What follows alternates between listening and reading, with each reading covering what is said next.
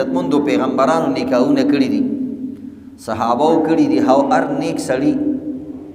چې د هغه وس او طاقت او هغه ته الله موقع ورکړي د هغوی د نکاح اهتمام کړي. او نکاح یو بهترین شی دی او دنیا کې امن او امان ډېرې خبرې نکاح سره متعلق دي. په کومو قومونو کې چې نکاح ګرانیږي هلته ګناهونه ارزانیږي، او په کومو قومونو کې چې نکاح اسانیږي او ارزانیږي هلته ګناهونه کمیږي. ځکه چې جایز طریقې سره تا ته یو شی میلاویږي نو بیا ناجایزه لار خلک ولې اختیار کړي، او جایز لارم آسانه. نو دی وجې نه عزتمندو نکاح آسانول پکاري. زمونږ عالمان وایي شادي سادي، وایي شادي کې شین دی، وایي د شین نه دا درې نقطې لرې کا، دا درې ټکي دې لرې کا، نو سین پاتې سو، نو شادي سادي وایي دا آسانیږي. بعض وخت یو ټکی کې ډېر حکمت دی. دا څوګره سادي او شادي یو شان لیکل کېږي، خو سادي کې سین دی او شین کې درې نقطې دي پکې. هندوستان کې یو ځل اعلان شوی، ډېره غریبي وه، تر دې پورې عزتمندو چې حکومت اعلان وکړو چې موږ سره مدد وکړي، چې حکومت بچ شي، سرکار بچ شي او موږ دیوالیه نه شو. نو د دې لپاره ویل څه تقریر پکار دی یا تحریر پکار دی چې خلکو کې دا جذبه راپورته شي او د ملک مدد وکړي. خو ویل زمونږ دومره موس نه کېږي چې د دې لپاره تحریرونه ولیکو او اخبار کې شایع کړو، غریبي ده. نو داسې یو کس پکار دی چې هغه مختصر الفاظو کې او دوو ټکو کې خلکو ته خبره کېږي چې خلک هم پې پوه شي او د حکومت مدد هم وکړي. دې ته وایي فصاحت او بلاغت. غټه خبره وړوکي انداز کې پیش کول، مختصر انداز کې پیش کول، جامع انداز کې پیش کول. خلک وایي سمندري کوزه کې بند کو. نو یو کس پکې ډېر بهترین الفاظ ولیکل او په دې باندې هغه له انعام هم ورکو. هغه ویل قرض فرض، وایي په دې وخت کې قرض تاسو باندې داسې دی حکومت دپاره دا باندې فرض شوی دی، قرض فرض. نو خلک پوه شو چې هلکه ډېر زیات ضرورت دی. نو زمونږ عالمان د نکاح باره کې وایي شادي سادي. نو چې کله شادي ساده طریقې سره کېږي نو بیا به عزتمندو نکاحونه به هم آسان وي، ګناهونه به ګران وي. او چې کله نکاحونه ګرانیږي نو بیا به ګناهونه ارزانیږي. اوس دې وجې نه هلکان عزتمندو تاسو ګورئ ودونه ډېر نه غواړي، او دنیا کې د واده رواج یعنی په ټیم باندې کولو دا رواج لګې دی کم کېږي. ودونه خو ډېر کېږي خو بې ټیمه کېږي، بې ترتیبه کېږي.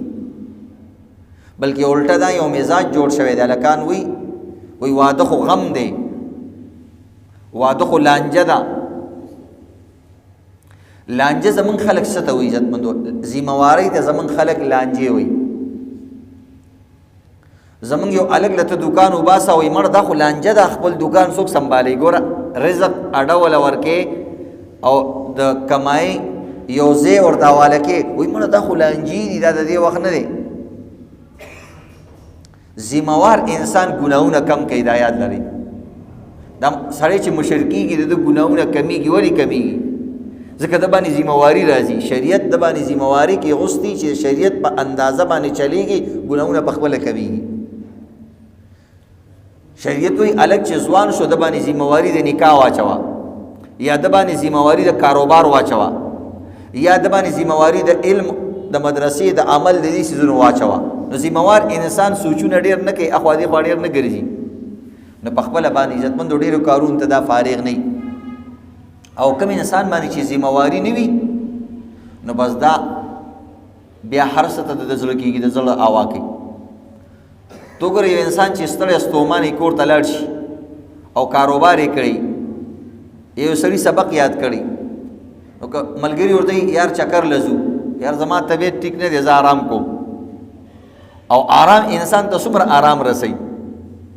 نو دا د دې ذمہوارۍ د وجې نه د ځان ستړی کو، نو آرام ته هم زړه کېږي، خوب ته هم زړه کېږي. او دا خو شاټاري هلکان دي چې ټوله ورځ همداسې ګرځي، بیا موله د شپې خوب نه ورځي. وایي موږ دغه وښایو د شپې یوې بجې تپوس کوي موږ ته دعا وښایه. دا خو د شپې د یوې بجې خو د خوب ټایم نه دی، یعنې ابتدایي ټایم یې نه دی چې د کوم څیز ابتدایي ټایم تا نه لاړ شي بیا هغه څیز اثر نه کوي.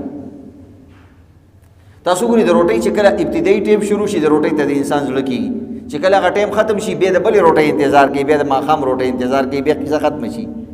بهرحال عزتمندو نکاحونه اسانول پکار دي او په هلکانو باندې او په خپل ځان باندې ذمہواري لګول پکار دي. خو د نکاح متعلق بعضې خبرې داسې دي چې په هغې کې موږ او تاسو نه کمې زیاتې کېږي. نکاح ډېر د خوند والا شی دی. نبي علیه الصلاة والسلام فرمایي لم نرى المتحابین مثل النکاح. وی منگا د نکاح په شان باندې محبت په دنیا کې چرته نه دی لیدلی. د ټول نه زیات محبت او د مینې څیز هغه نکاح ده. نو سید الکائنات وی د نکاح نه زیات د محبت څیز ما نه دی لیدلی چې دوه انسانان یو بل سره مینه کوي، حالانکې مور هم خپل بچي سره مینه کوي. دا هم ډېر اعلی مثال دی. خو بیا هم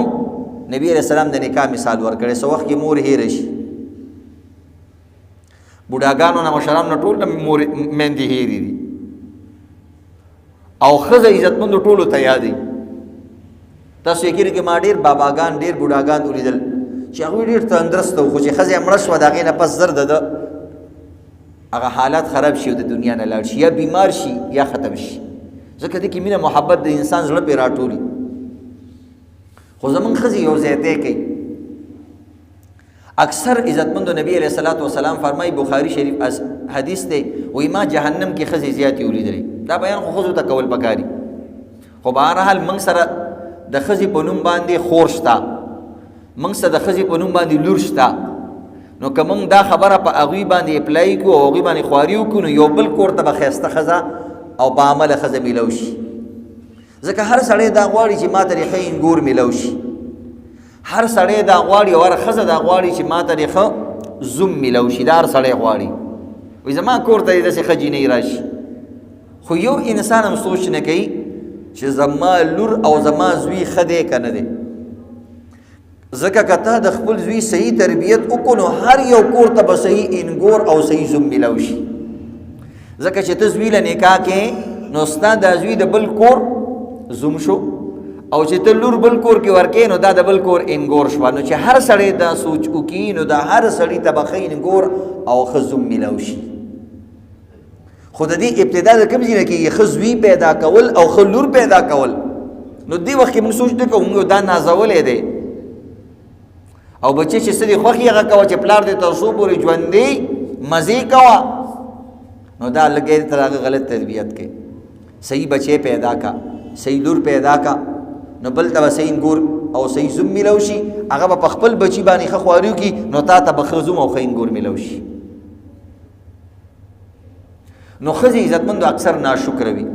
نو نبی علیہ السلام وایي ما په جهنم کې زیات ولیدل یکفرنا، وایي کفر کوي. نو صحابه کرامو د عام کفر نه حقیقي کفر مراد واغستو چې کافرانی بډیری. ویل یا رسول الله کافرانی بډیری؟ ویل نه یکفرن العشیر، وایي که مسلمانانی می هم ما جهنم کې زیات لیدلی دي، ځکه د خاوندانو ناشکري کوي. د خاوندانو ګورې عزتمندو ټوله ورځ لا پیسې ګټي او ښځې د شهزادګۍ په شان باندې ساتلي او قسم قسم دله د سینګار څیزونه وړي، او دا غریب دا پیسې څومره په جګړو او په مخملازو او په مختلف څیزونو باندې ګټي او بیا هلته کور ته وړي، اسان هغې ته په جولۍ کې کیدي. نو ښځو له ناشکري ښځې شروع کې عزتمندو چې کله راواده شي نو چې خاوند سره څه مسله راشي، وي خدای وایي زما پلار دی خدای لري او زما ورونه دی خدای لري. خو چې هغه ورونه واده وکړي او پلار یې دویم واده وکړي، یا پلار یې وایي چې شکر دی خدای پاکه زما دا لور دی په خپل ځای کړله، نو دا خو خبرې خو رارسي. نو بس بیا دا د پلار نوم او د ورور نوم نه لي، ځکه هغوی تپوس نه کوي د ده. نو خاوند ته کوي کوم پلار دی او تا که راضي هم نه څه تپوس خو دې نه کوي، یا کوم ورور دی ستا خو چېرته موږ ورور ونه لیدلو چې ستا تپوس یې کړی. نو بس بیا څه وخت پس د ورور او د پلار نوم نه لي. نو بیا چې بچي وشي چې پلار د خاوند سره بیا څه لانجه راشي نو دی خاوند دی خدای دې زما دا بچی لري به دا بچی یادې خاوند ته نیغ نیغ کوي او دا داسې کوم دی مقابل فریق په تور باندې دی خاوند ته پیش کوي لکه چې د دشمنی چې سم شکې په دې برابرو او دا لکانم په دې وخت کې مور سره د پلار په نسبت باندې ډېره مینه کوي حالانکه عزتمندو کله چې انسان د لسو کالو نه بعد شي نو بیا پلار سره ډېره مینه کول پکار ځکه ستا ټول کارونه د پلار په ذمه دي خو بهرحال څه خبره نه مینه که چا سره کمه زیاته وشي څه خبره نه خو مقابل کې دې پیش کول پکار بیا چې کله دې بچو له ودونه وکړي نو هغه بچي ورته بیا نه راښکاره کېږي هغه چې راشي ډایرکټ د خپلې ښځې کمرې ته ننوځي بیا غریب ایرانی چې اوس په دې خاوند سره سلانجه راشي چې اوس به ورته څوک یادو بیا څوک نه دی تپوس نو بیا اکثر زامنو سره خبره راشي زامنو سره جنگ راځي نو چې زامنو سره جنگ راشي یا د پلار کور سره جنگ راشي تاسو زما تپوس نه کوئ تاسو دا نه کوئ نو چې هغوی سره وران شي نو بیا څه وایي وایي زه خدای دې زما دا بوډا لري نو په اخري عمر کې دا بوډا یادوي بیا نو که شرونه دا خاوند یاد کړی وی نو د خاوند ټول ارسه د ښځي هر خاوند دا غواړي چې زما ښځه د دنیا د ټولو نه ښایسته او د ټول نه دې سینګاري او زه دا ټولې پیسې په دې خپلې ښځه ولګو ځکه ښځه د هر چا ښایسته خوښوي نو ځکه د رنګ نه ښایسته نه نو خداداد مالې والا سره خو نور قیسې شته نو په دې باندې هم ښایسته کېږي بهرحال عزتمندو ښځې ناشکره وي د واده سلسلې کې یو څو خبرې یاد لرئ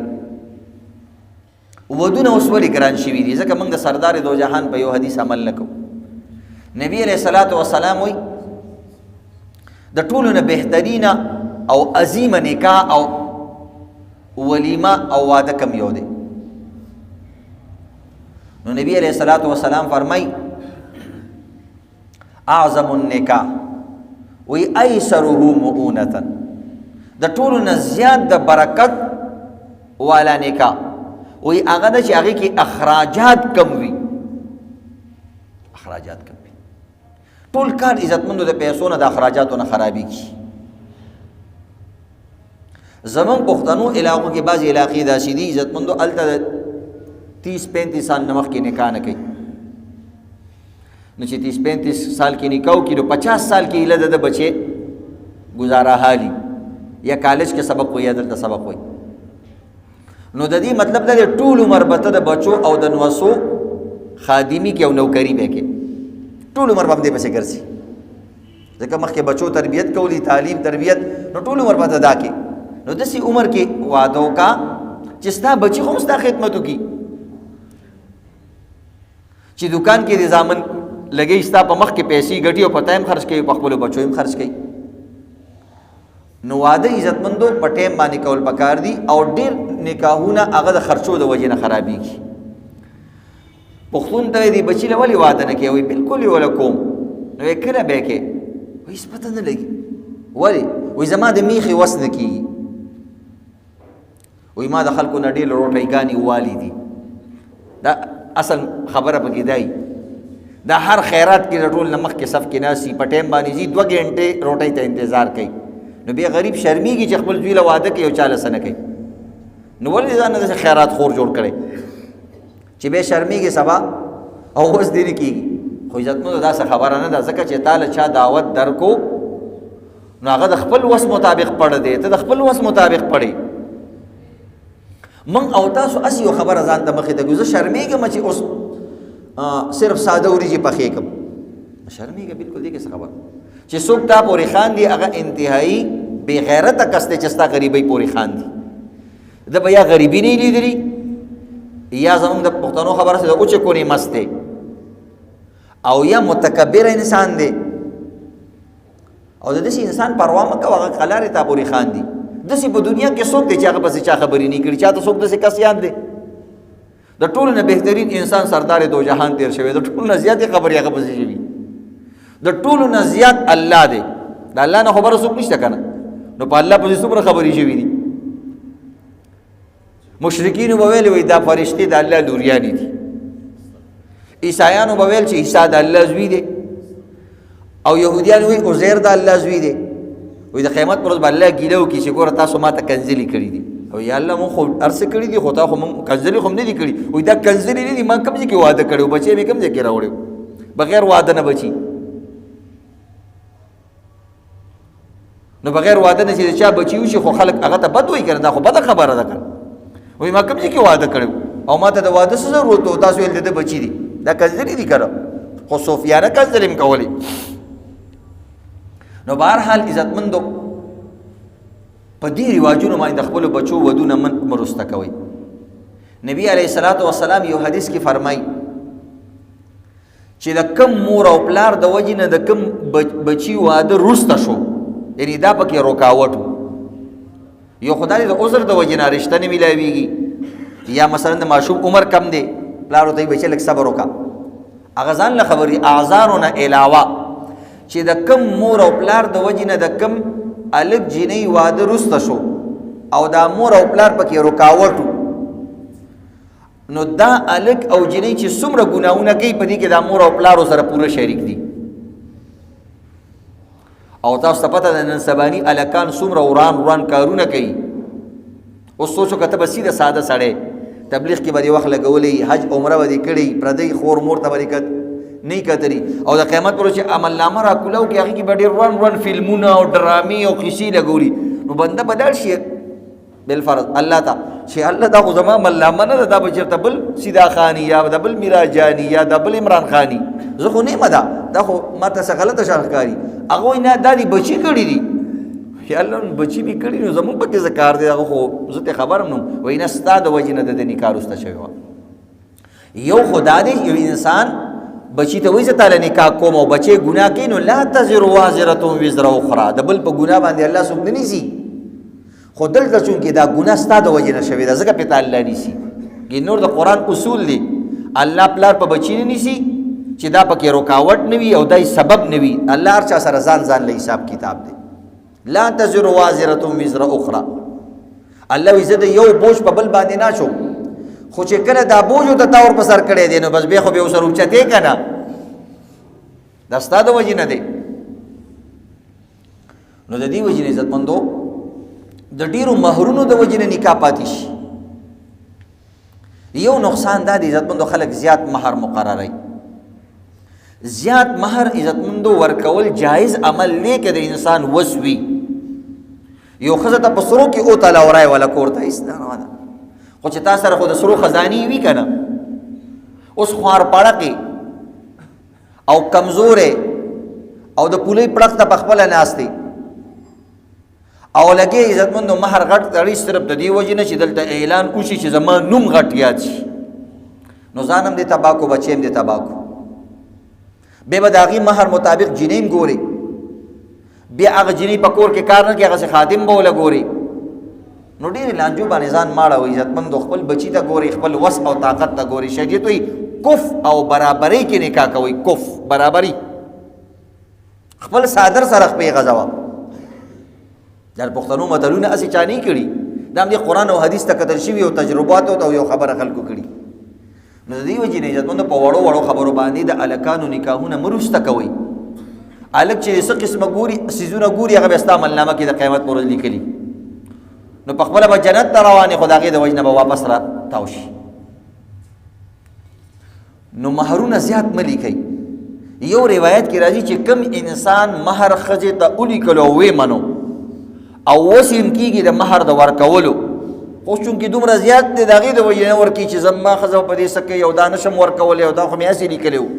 نو یو روایت کې راځي چې کم انسان قصدن او ارادتن وسې کېږي او د خپلې ښځې مهر نه ورکوي وی دا داسې دی لکه چې خپلې ښځې سره بدکاري کوي مثال یې پیش کړی دی نو عزتمندو دې ته صوفیانه غلا وایي یو سړی خدای دکان باندې ور چپټی شي او سې پټ کي یو سړی دا دی چې خپلې ښځې نه غلا کړې ده دا خو زموږ د ښځې په ډېرو مسلو پوهېږي نه عربو ښځې داسې وي چې هغې سره به د نکاح وکړله هغه شپه به یې ورته وروره پهله پیسې وشماره په مغه شپه به یې نه اخیستو مهر معجل دی ته وایي تعجیل سره تلوار سره کیسه کوه بیا وروسته چې کوم دی مزید یې وکړې بیا ته وایې خوند یې نشته دا خو وروسته چې انسان یو څیز بار بار استعمالوي او خوري بیا وایي خوند یې نشته او شروع کې چې کم دی چې در ښځې خبرې هم کېږي د په خوله کې تروي اوبه راځي نو هغوی بیا به وایي چې خوند یې نشته پهله پیسې راوباسه اوس خو خوند شته نو د دې وجې نه عزتمندو هغوی به مهر نقد اخیستو زمونږ ښځې خو نه پوهېږي مهر چې دا مهر زما حق دی او که نه او دویم دا که دنه اخلي نو خاوند کې د ښځې په شان خفه کېږي لکه صحیح ښځه خفه نه شي په وړو د خاوند کې الټه خفه کېږي ها ته زما ښځې زما نه مهرونه ما سه حساب کتاب کې نه د حساب کتاب نه دا خو یو حق دی د خوشحالۍ خلک چې کوم دی پهله ځل مخ وګوري په هغې کې هم ورکوي یارانو دوستانو څومره دعوتونه کوي څومره خرچې به کوي نو دا د ښځې یو عزت دی نو چې تا پهله ځل ښځې له عزت ورنه کړو نو وروسته بس عزت ورکړې بعضې کسان عزتمندو پښتانه الله دې موږ ته معافي وکړي د ښځې مهرونه خرڅوي داسې بانې ورته جوړ کړي او داسې خبرې ورته جوړوي چې هغه ښځه وله مهر نه ورکوي نو غریب دا ورته داسې تاویږي را تاویږي ته خوار پړق ټیک ده که یو ښځه په خپل مرضۍ سره یو خاوند له خپل مهر ورکړي او د پلار کور نه پیسې راوړي ورکړي څه ممنوع نه دی ډېره ښه خبره ده یو بل سره مدد کول پکار دي خو عزتمندو که ستا وس کېږي او دکانداري دې ګزاره کېږي د ښځې مهر مه خرڅوه ښځه په دې سونه او چاندۍ کې ښایسته ښکاري ولې دې دا خرڅې نو د دې وجې نه عزتمندو د دې خبرو خیال ساتئ مهرونه مه خرڅوئ او مهر ورکوئ بلکې د دې نه علاوه هم په ښځه باندې عزتمندو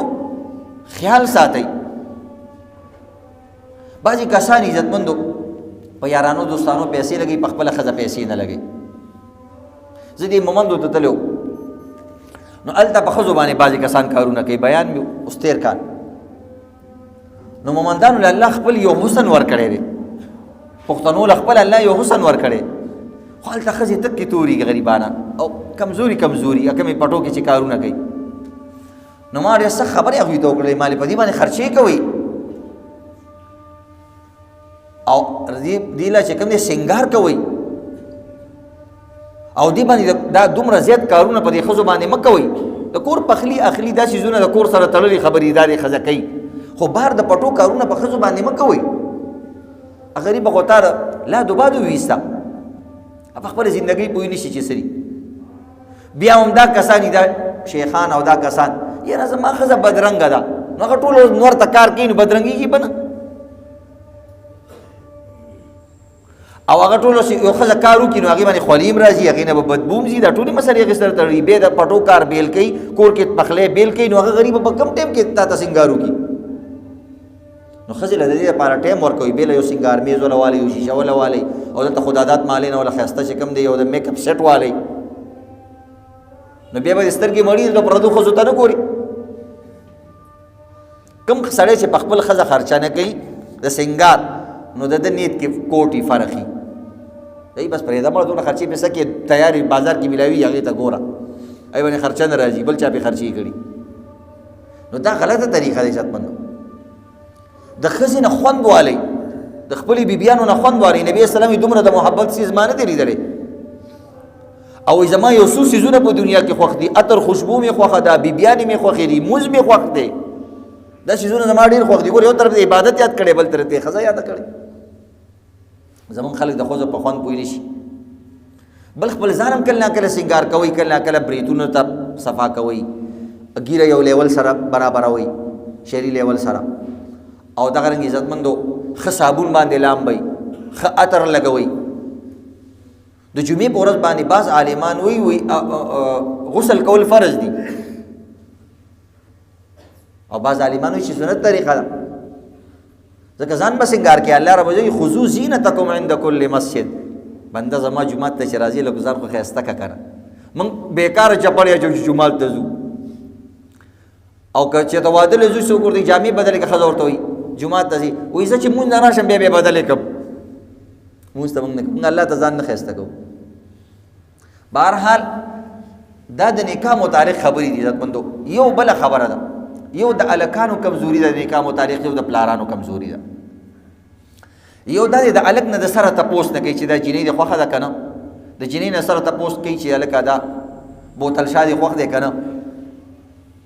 او تپوس دې سره نه کوي او بعض عزتمندو الکان زیاتې کوي د خپل قام نه علاوه بې ځایه ځي کې چې کوم دی کونډې اچوي او هلته ځان له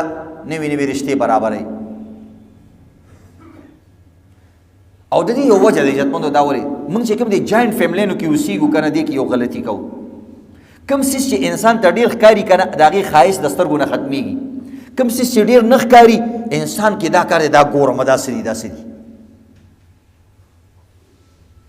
دا د انسان نو کور کې پرده ولې ضروري ده د ماما ترور او د دې څیزونو نه ځکه دغه جینکۍ اکثر د ترور ماما یو ځای پاتې کېږي نو ټول عمر یو ځای پاتې شي چې ورته دا ورته کوم وجي دا خو ما دې ته د خور په نظر کتلي دي واقع هم داسې هغه نو بیا ورته زړه نه کېږي. ګینې هغه جینۍ ښه ښایسته وي بهرني خلک غواړي چې په دې قام کې زموږ رشته وشي دي وایي نه کور کې د پردې اهتمام کوئ. جینکۍ ته هلکانو مخې ته ډېر مه راځي ګینې دا تروریانو لوریانې او دا خپل خپلوانې بیا د هلکان نه کوي نه د هغه جینۍ هغه هلک ته زړه کېږي ډېر ناست پاست وي. نو د دې خیال ساتئ عزتمندو. خپلې ښځې نه هم کله ناکله بار وخت تېروئ دې سه سړی تازه کېږي سې روزه لګوئ او دغه رنګ عزتمندو تجارت په غرض باندې ځه راځه تازه کېږي وه ډېر ښځې سره کټ کې سملاستل هم نه پکار دي چې انسان کمزوری کېږي نو داسې وقفې وقفې سره کول پکار دي. نو رشته عزتمندو هلکان داسې کوي پردو جینکو سره کوي په نیټ باندې نن سبا هلکانو پروګرامونه کړي د کوم هلک په موبایل چې پاسورډ وي بس دکې څه چل دی یا خو پکې پیسې ډېرې کېدای شي د میزان بینک فلانې ډېرې دا وي که دا نه وي نو به دکې څه چل شته. نو زوی ته یې صرف دومره تپوس کوه نور ګور موبایل مه ځکه ډېرې مه ذلیله کوه وایي بچیا موبایل لږ کولاو که چې کولاوي پاسورډ پکې کوي او تا نه داسې کړي نو بس پته ولګېده چې دې کې څه چل شته. پاسورډ والا موبایل خطرناکي. زمونږ هلکان زمونږ مور او پلار د هلک زندګي پسې خرابېږي. پلار ورته وایي زما ورېره به کوي مور وایي زما ورېره به کوي ولې داسې جنګونه کوي. زوی نه یې تپوس که ستا کومه خوښه ده چې کومه دې خوښه یې هغه وکړه دې کې هلک لږ اختیار ورکوئ. دویم دا دی کله ناکله عزتمندو هلک او جینۍ یو بل سره میلاووئ چې ته یو بل سره وګوره دا مو شادي یو بل ته وښایي هسې پردو جینکو سره خبرې کوي. زموږ خلک دلته بیا پوته راشي او زما جینۍ به پلانې ګوري نو د اکثرو کورنو جینکې عزتمندو بازارونو ته ځي که نه ځي ځي پردي دکانداران یې ویني نو که دې خوشاټاري ولیدلو یو نظر نو څه چلو شو او په ښه نظر یې ګوري ټول عمر به دته دې جینۍ ته حواله کوي.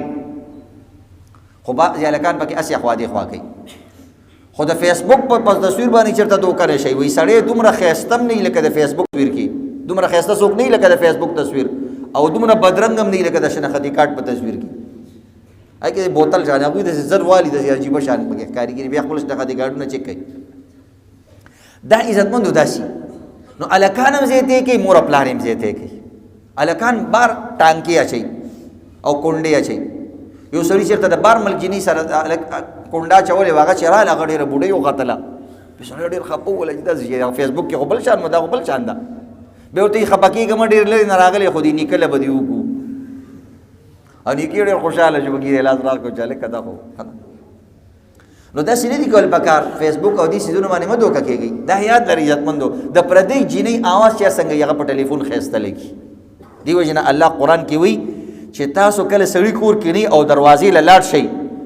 وایي تریخ آواز سره خبرې کوي سړو سره.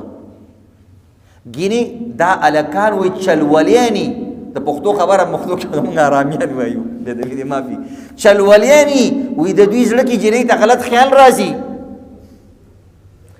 نو جینۍ چې کله ښځه آواز کوي څوک یې چا سره کار دی چې دا ورته نرم نرم آوازونه کوي هلک کې ټول چلولي. جینکۍ له د هلکانو په دغه باندې دا هلکان دومره وراني وایي زه تا نه د اسمان نه ستوري راکوزو ته ورته دې بره دیوال باندې ته په یو خپه ودرېدی شي وایي نه جي زه خو یارېږم نو اسمان نه ستوري څنګه راکوزې ته خو دې دیوال بره په تیاره کې درېیم چت ته هم ځان له نشې ختې. نو دا دوکې ورکوي دي جینکو له. یو ځل ما یو انسټیټیوټ کې بیان کوم نو دا هلکان نن سبا مینې لیونې کړي مینه او مینه او مینه او مینه. یو جینۍ هلک سره دوستانه وه نو دا هلک ورته ما ته یو تصویر راولېږه هغه ورته دا خو ګناه ده نو ده ورته په دلیل کې څه ولیکل دلیل کې لکه قرآن دلیل پیش کوي یا د حدیث پیش کوي ده ورته په دلیل کې د رحمان بابا شعر ولیکلو وایي چې په نظر کې د صاحب نبی رحمان ښکلي مخ ته په کتو کې ګناه نشته. هغه د نبی علیه الصلاۃ والسلام د الله باره کې وایي که ستا نظر کې عیب وي که شرک دې کړی او کفر دې کړی که نه نو مجال شته که د الله مخ رانه ووینې هغه عیب دې په نظر کې نه وي نو بس بیا به د رحمان او د رسول دغه شعري به دې په قسمت کې وي، که عیب دې په نظر کې وي نو دغه نشي لیدی. خو شاعران خپل یو تخیل، خپل یو انداز، هغه خپل انداز کې پیش کوي. نو هغه جینۍ ډېره حیرانه شوه چې دا خو ډېر سرکوزی دی، دلیل یې مرته پکې بیان کړو. نو بس هغې ورته په شعر کې جواب ورکړو. هغه وایي ښکلي مخ ته په کتو کې لویه ګناه ده، او د رحمان قبر جدا او ستا جدا دی. او ښکلي مخ ته هله ګوره چې رحمان شي، او د رحمان نظر جدا او ستا جدا دی. ته خو د آرامیتوب په نظر ګوري، خوند به والي بیا بلیک میل کې دا جینۍ دا د فلاني کور دا د ډینګري دا د فلاني دا د ډینګري دا. ګینې یو نظر د رشتې په نظر کتل دا جایز دي، خو چې کله مور او پلار ټول هر څوک راضي وي او ترتیب سره وي خپې هم کتی شي چې شاله خونه زموږ خلکو ته یې چې داسې راوړه کتلی شي څه خبره نه. خو عزتمندو هسې د پردي کورونه به حیا بنالي. نو دې طریقې سره عزتمندو نن سبا لو لو لو دا ساده کسانو ته لف ته لو وایي. یو جینۍ نه چا تپوس کوی لو کې وایي زمونږ خو 2 میاشتې مخکې کړی و لو. ساده جینۍ هغه کې دا د غنمو لو یادوي. او ورته نوم دې څه دی؟ نوم دې شته؟ غلی ناست وایي نوم دې شته؟ لمن یې اوچته کړه وایي دا مې نوم دی. ساده جینۍ وایي کور دې چېرته دی؟ وایي کور خو مونږ خرڅ کړی دی، همې پلار خرڅ کو وایي کریا کور کې اوسېږو. نو بهرحال عزتمندو الکان هم زیاتې کوي، بې ځایه ځای کونډې اچوي، دا د الکانو ترتیب خراب دی. مور او پلار هم زیاتې کوي، هغه د ترور لور کوي، دا ورته د ماما لور به کوي. نه دومره سختي په الکانو مه کوئ. یو نظر یې ورته ښایي. ما یو ځل یو کس ویلي قتل یو ځل نکاح کوله یو کس،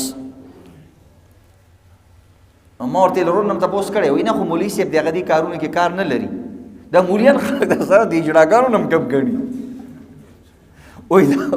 هغه دې کارونو کې کار نه لري، خدای هم ښه کوي چې ښه شی. د ټوله طاقتور او دغه والا خلک مولیان عزتمند و، دوی کې هر څه محفوظ ساتلی وي. نو بهرحال پخوا به مولیانو له چا دغه لوریانې نه ورکولې بیا خو لکه دوی به 20 کاله 30 کاله علم له لاړ، شراب له غریب به بوډه و. نو بیا چې د کونډه رنډه وکتله یا داسې به چې پاتې شوی و چا به نه کوله، بس هغه بیا غریبه مولا ته واده کړله. هغه غریب به چې ډېر زور وکړو نو به چې ته یو لور بیا وشوه او بس هغې له بیا هم خاتمه نوم کېغوښتو چې بس قیزه یې ختمه، نور مخکې څه نشته دی. اوس خو الحمدلله علما کرامو له خلک ښې جینکۍ ورکوي، په ټایم یې ورکوي او ترتیب سره یې ورکوي. نو دا د الکانو عزتمندو او د مور او پلارو بعضې سختیاني. نو هغه هلک ما ته انسٹیٹیوٹ کی انگریزی انسٹیٹیوٹ کی ما بیان کو، ما ته ٹروتھ لو کے بارے میں آپ کیا کہتے ہیں، رشتی نیمینا. نو ما ورته نو لو ان اسلام، نو لو میرج ان اسلام، نو لو بیفور میرج ان اسلام، بٹ لو آفٹر میرج ان اسلام. دا لو مو د کسی چې دا شهوت پرستی ده.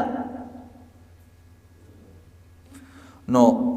ما ته وایي ته نه پوهېږي په مینه محبت باندې، میں ٹروتھ لو کے بارے میں پوچھتا ہوں.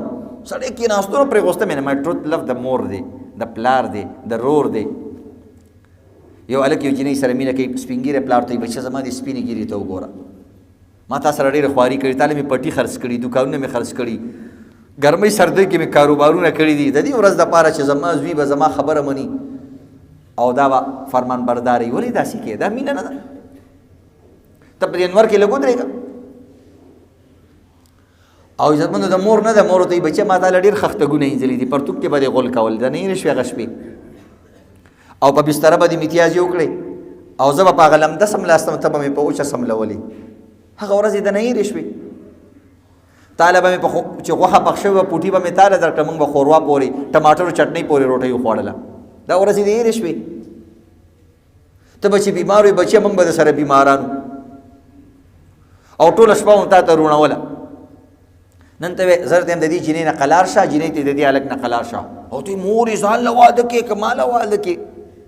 دا حالات عزتمندو دا ډېره غلط خبره ده. ما اصل مینه دا ده، خو هغه هلک بیا هم نه قلارېدو. نه ما ته مفتی صاحب تو نے لو نہیں کیا ہے، وایي تا دا نه دی کړی، ته په دې قصو نه پوهېږې. بیا کېناستو مو چسکي ځکه هلکان جینکۍ ټول ناستو. ما ورته یو ځل بیا تپوس وکړه، وایي ٹروتھ لو کے بارے میں پوچھتا ہوں. ما ورته آج کل ٹروتھ نہیں سارے ٹرت ہے. به بیا سړی کېناوست غلی کېناوستو نه ده سره ما دا ټولې ټرت مې دي ټروت نه دي نو لږ شان عزتمندو په دې واده خاده کې بعضې کورونو کې عزتمندو دا رواج دی علاقو کې جینکیانې په ټایم نه ودی نو دا حسن کې خو کمی راځي بیا هغه څوک نه کوي وایي دا څه دپاره وایي جي دا مور او پلار ته سر سپینوي مور او پلار ته سر سپینول پکې چا راوستي ښه چې مور او پلار ته دا جینکۍ سر سپینوي نو چېرته یو الګ پلار ته ګیره سپینه کړې ده د الګ سرکوزې خو م یو دې دپاره ساتل پکار دي چې هلکه ته دې پلار ته سر سپین کا زه جینۍ به واده کوم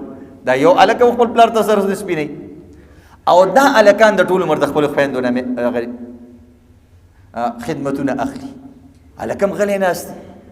نو چې په کم کور کې داسې پیغلې وي عزتمندو او کم پلار دې لپاره ساتلی وي یا رونو دې لپاره ساتلي دا انتهایي عظیم ګناه ولا تعذلوهن ان ينکحن ازواجهن الله وایي دومره ظلم په دې باندې مه کوئ دا دومره کارونه او دا هر څه د لکۍ دا ډېر دي نور ظلمونه پرې مه کوئ چې هغوی ځان له نکام نشي کولی نو دا ډېر غټ ظلم عزتمندو هلکان چا میثار نه کړه او جینکۍ ایثارۍ د خدمتونو دپاره هغه غریب خو په پردی کور کې هم خدمتونه کوي صرف نکاح وشي بس دې ډولۍ ته خوشحالي غریبه لاسونه ورسره راسدرشي او په هفته بعد هلته به خدمتونه د هغې شروع وي نو دا یو خوشحالي خو پې پیرزو کوئ که نه یو خوشحالي هم پې د چا پیرزو نه شي ټول عمر یې د رونو خښتګونه اینځلي بیا چې کوم دی وروسته چې کوم دی نور خدمتونه بیا د رونو د بچو خدمتونه بیا په خاوند په کور کې نور خدمتونه